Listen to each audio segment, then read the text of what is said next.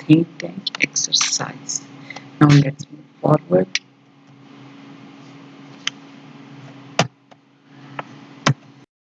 Question number 1 है following table shows the data collected from an experiment by student. Student ने जो experiment perform किया और जो उसे डाटा मिला है वो हमें टेबल की फॉर्म में दिया है.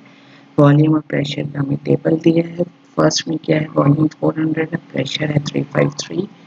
नेक्स्ट में 320 वॉल्यूम है, प्रेशर है 442.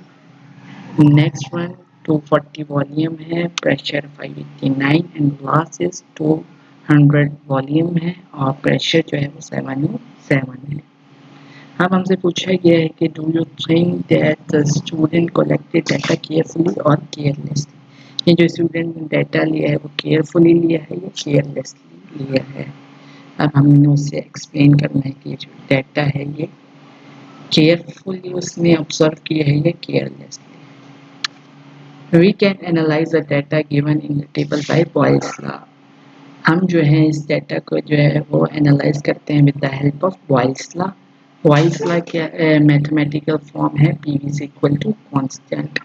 इसके बॉयल्स लॉ जो है वो बताता है कि pressure is inversely proportional to the volume at the given temperature.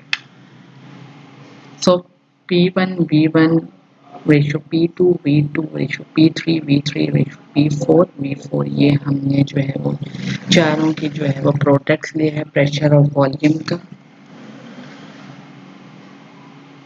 हमने ये चारों को जो है वो प्रेशर और वॉल्यूम को जब मल्टीप्लाई किया है और उनके आपस में रेशियो ली है उसको मैथमेटिकल फॉर्म में लिखा है, वैल्यूज पुट की हैं और जो हमें जो रेशियो आई है वो क्या है 141400 for all of the 4 data. ये जो हमें चारों टेबल के अंदर डाटा दिया हुआ है 4 वैल्यूज जो दी हुई वॉल्यूम और प्रेशर की, उससे जो हमें रेशियो आई है वो क्या है सेम है. और जब हम उसे मिलीमीटर एच में लिखेंगे वो क्या है 141.4 मिलीमीटर एच सेंटीमीटर क्यूब.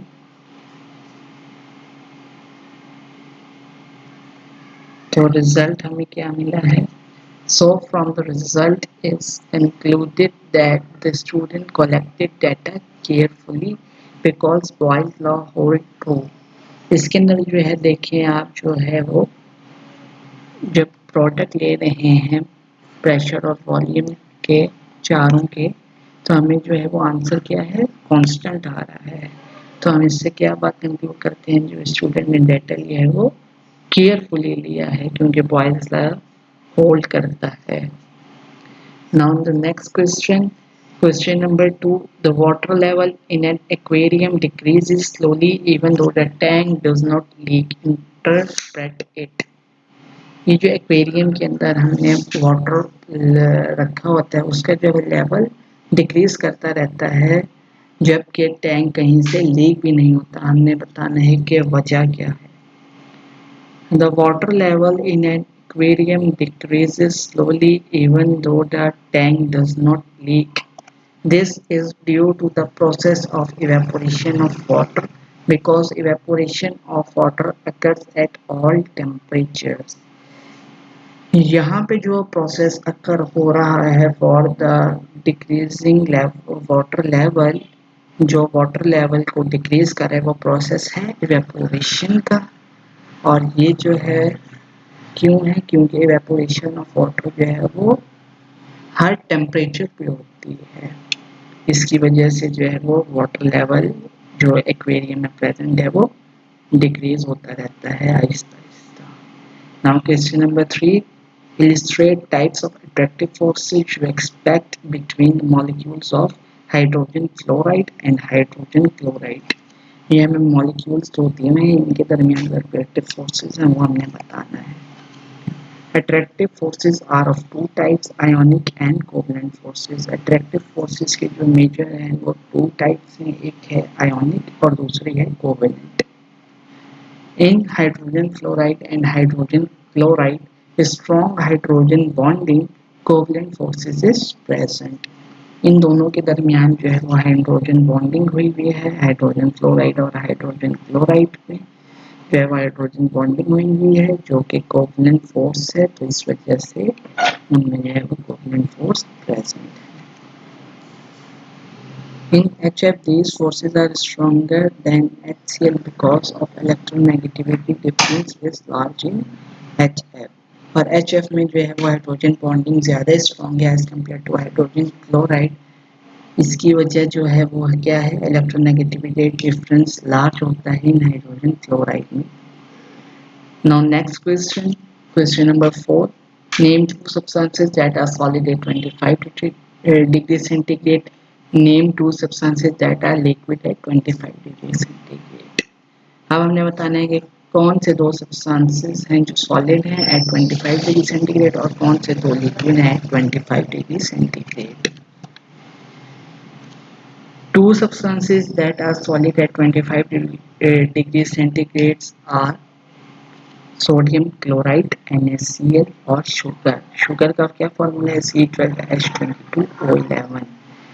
ये जो है ये दोनों जो हैं वो रूम टेम्परेचर के ऊपर सॉलिड होते हैं और हमारे हर घर में ये मौजूद होते हैं। हम इन्हें ऑब्जर्व भी कर सकते हैं कि ये 25 डिग्री सेंटीग्रेड के ऊपर सॉलिड फॉर्म। अब जो है two substances that are liquid at 25 degree centigrade, जो दो सब्सटेंसेस लिक्विड हैं 25 डिग्री सेंटीग्रेड वो कौन से हैं? नंबर 1 है वाटर और नंबर 2 है ethanol C2H5OH। Now question number 5, identify the process occurring in each of the following. Moth balls slowly disappear. अब हमने बताना है कि इसके ऊपर जो है कौन सा प्रोसेस अकर कर रहा है। Sublimation. Sublimation is the transition of a substance directly from the solid to the gas state without passing through the liquid state. Moth balls जो है वो सॉलिड फॉर्म में है और वो कह रहे हैं वो डिसअपियर हो जाती है। इसका क्या मतलब है कि वो गैस में कन्वर्ट हो जाती हैं without passing through the liquid state. तो ऐसा प्रोसेस जिसमें जो है वो सॉलिड जो है वो डायरेक्टली कन्वर्ट हो जाए गैस में without passing through the liquid state, उसको हम क्या कहते हैं? सब्लिमेशन। नेक्स्ट है a cold windshield becomes covered with ice when struck by rain drops. Condensation हो रही है या फिर फ्रीजिंग हो रही है। Freezing is a transition where a liquid turns into a solid when its temperature is lowered below its freezing point. अब जो है वो रेन ड्रॉप्स जो है वो आइस में कन्वर्ट होने, रेन ड्रॉप्स लिक्विड फॉर्म में है, तो जब लिक्विड सॉलिड फॉर्म में आते हैं तो वो क्या होते हैं? फ्रीजिंग होती है। और फ्रीजिंग क्या है जी के ऐसा टेम्परेचर जिसमें जो है वो लिक्विड फॉर्म से जो है वो सब्सटेंस सॉलिड फॉर्म में आ जाए, जब उसका टेम्परेचर जो है वो फ्रीजिंग पॉइंट से कम कर दिया जाए तो वो क्या होगा? फ्रीजिंग होगा। Now question number 6, an autoclave is used to sterilize surgical equipment. It is far more effective to produce steam by autoclave than steam produced from the boiling water in the open atmosphere because it generates steam at a pressure of 2 atmosphere. Argue why an autoclave is such an efficient sterilization device. अब हमने बताना है कि autoclave जो है वो क्यों इतनी efficient sterilization device। An autoclave is closed container like a pressure cooker. Pressure cooker की तरह जो ऑटोक्लेव है वो भी क्लोज कंटेनर है। Inside autoclave during heating external pressure increases inside gradually which generates the steam and thus become better sterilizer surgical equipment। और autoclave के अंदर जो है जब हम उसे हीट देते हैं तो अंदर का जो प्रेशर है वो इंक्रीज कर जाता है और जिसकी वजह से जो है वो स्टीम जनरेट होती है और वो जो है वो ऑटोक्लेव क्या बन जाता है? Steriliser surgical equipment. Now let's see next question. Question number 7. The following table shows melting point and boiling point of some substances.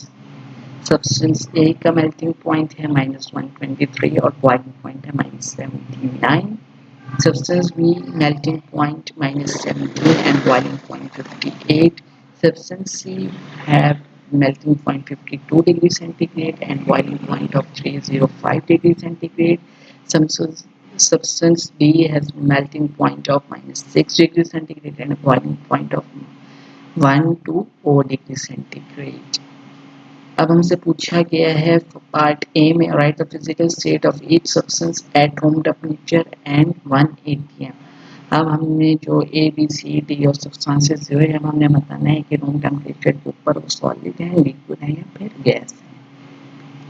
Substance A gas है, सब्सटेंस बी जो है वो लिक्विड है, सब्सटेंस सी जो है सॉलिड है, substance D is again liquid.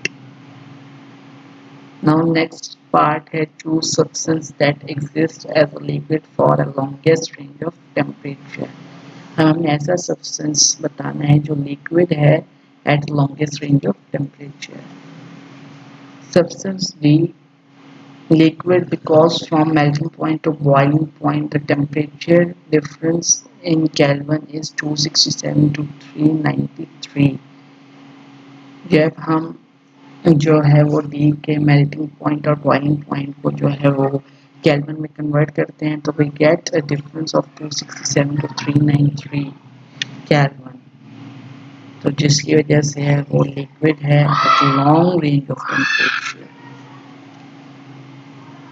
Interpret what will happen to the substance B when it is heated from 0 to 100 degree centigrade. Substance B के साथ क्या होगा जब हम उसे 0 से लेके 100 डिग्री सेंटीग्रेड तक हीट करेंगे. सब्सटेंस बी लिक्विड है, it will boil when it is heated from 0 to degree centigrade. और जब हम लिक्विड को हीट देते हैं तो क्या हो जाता है, वो बॉयल हो जाता है. Interpret what will happen to substance B when it is cooled from 100 degree centigrade to -10 degree centigrade. और जब हम सब्सटेंस ए को कूल्ड करेंगे 100 से लेकर -10 डिग्री सेंटीग्रेड तक तो क्या होगा वो हमने बताना है. Substance D liquid it will freeze when it is cooled from 100 degree centigrade to -10 degree centigrade. वो लिक्विड है और जब लिक्विड का टेम्परेचर जो है वो लो करते हैं तो क्या हो जाता है, फ्रीज हो जाता है और वो किसमें आएगा, सॉलिड फॉर्म में आ जाएगा. That's all about chapter number 7 think tank exercise. Thank you very much for your kind attention. Please share my videos, like my channel and subscribe my channel. Thanks for your kind attention. Take care. Allah Hafiz.